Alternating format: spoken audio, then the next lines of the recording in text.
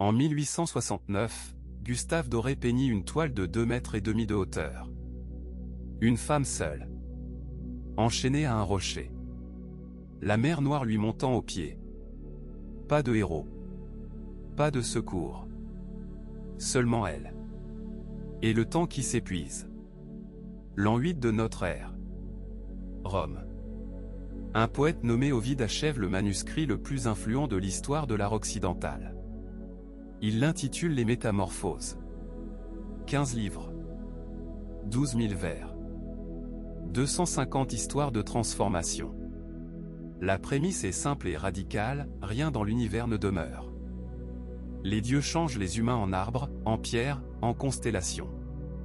L'amour et la colère réécrivent la matière elle-même. Ovide ne prétendait pas enseigner. Il prétendait éblouir. Et parmi des pirates transformés en dauphins et des déesses métamorphosées en chauves-souris, au 4e livre, elle apparaît. Andromède était princesse d'Éthiopie. Sa mère, la reine Cassiopée, déclara publiquement qu'elle et sa fille surpassaient en beauté toutes les Néréides. Toutes les nymphes de la mer. Les Néréides en informèrent Poséidon. Et Poséidon envoya Céto, le monstre marin, dévaster les côtes du royaume. Le roi Céphée consulta l'oracle d'Amon. La réponse fut sans appel, l'Éthiopie ne serait sauvée que si Andromède était sacrifiée. La princesse fut dépouillée. Enchaînée à un rocher sur la côte. Et abandonnée là. Notons la mécanique du mythe, Andromède n'a rien fait. L'orgueil appartient à sa mère. Le châtiment retombe sur elle. La logique du sacrifice exige toujours une victime innocente. Ovide écrivit, lorsque Persée la vit depuis les airs, il l'aurait prise pour une statue de marbre si la douce brise n'avait agité ses cheveux et si de chaudes larmes ne coulaient de ses yeux. Une statue de marbre. L'immobilité de celle qui a déjà accepté son destin. 1554 Venise. Titien Vecellio a plus de 60 ans et est le peintre le plus sollicité d'Europe.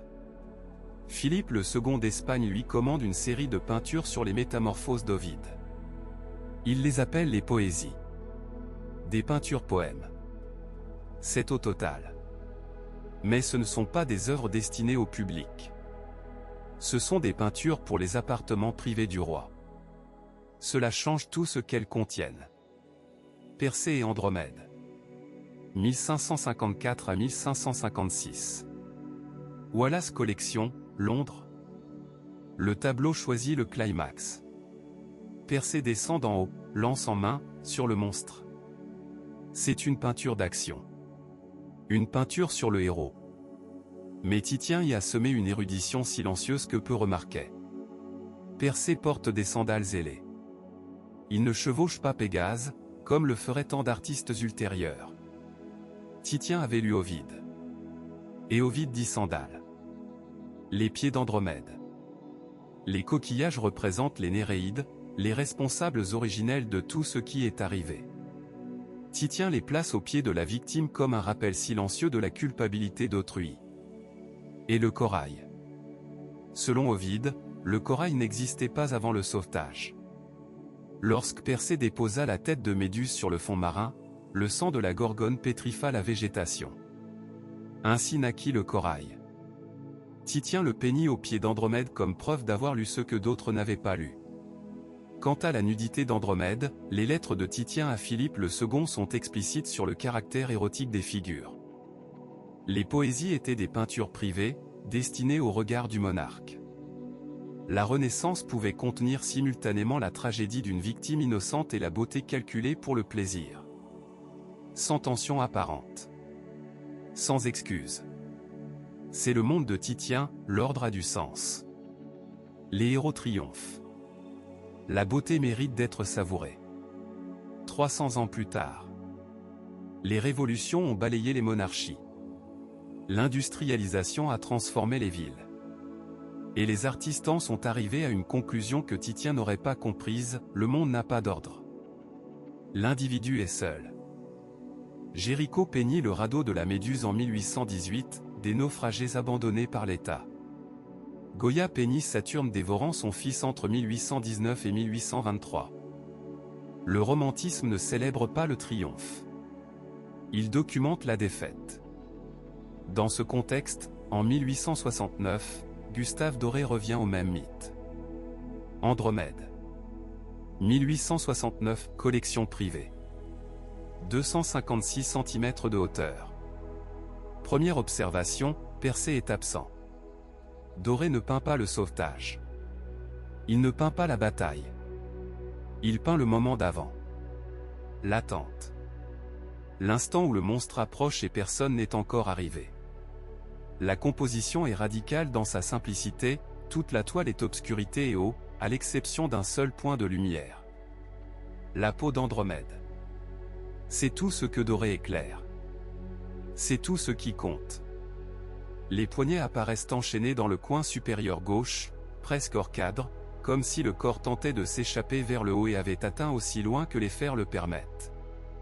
Le monstre est dans l'ombre. À peine visible. Grossier, presque bovin. Si le monstre était détaillé, il volerait l'attention.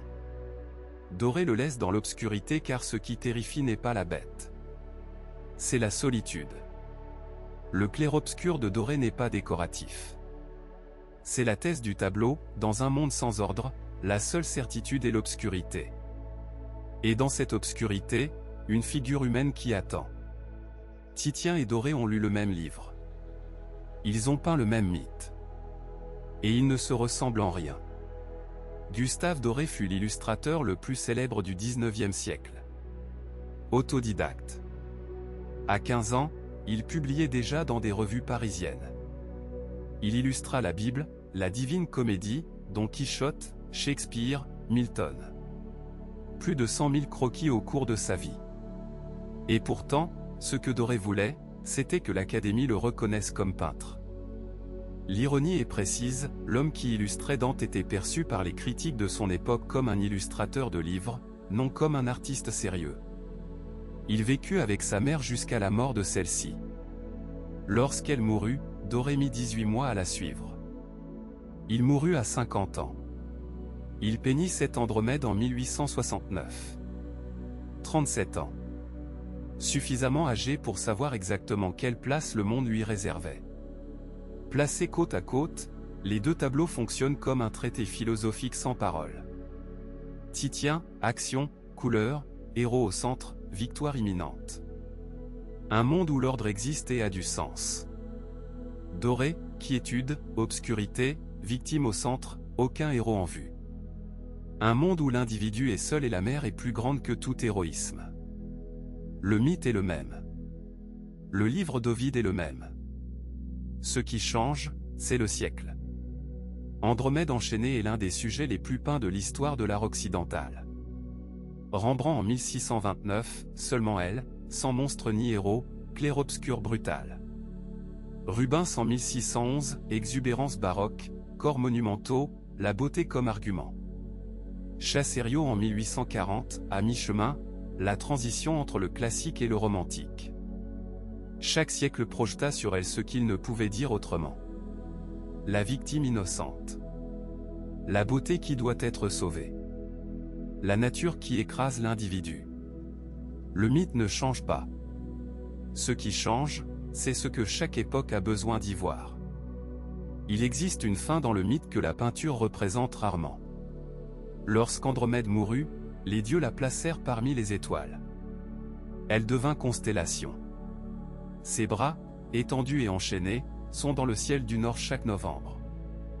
Dans cette constellation se trouve une galaxie. La galaxie d'Andromède. 220 milliards d'étoiles. La structure la plus grande visible à l'œil nu depuis la Terre. Un astronome persan du Xe siècle, Abd al-Rahman al-Sufi, la décrivit dans son catalogue d'étoiles comme un petit nuage. La métamorphose d'Ovide n'est pas une métaphore. C'est une description du temps, ce qui est aujourd'hui tragédie, et demain constellation. Ce qui est aujourd'hui chaîne, et demain lumière. 2000 ans après Ovide, nous revenons toujours à la même image. Une femme sur un rocher. La mer. Les chênes. Et la question que le mythe a toujours posée, sans y répondre. Qui paie le prix de l'orgueil d'autrui?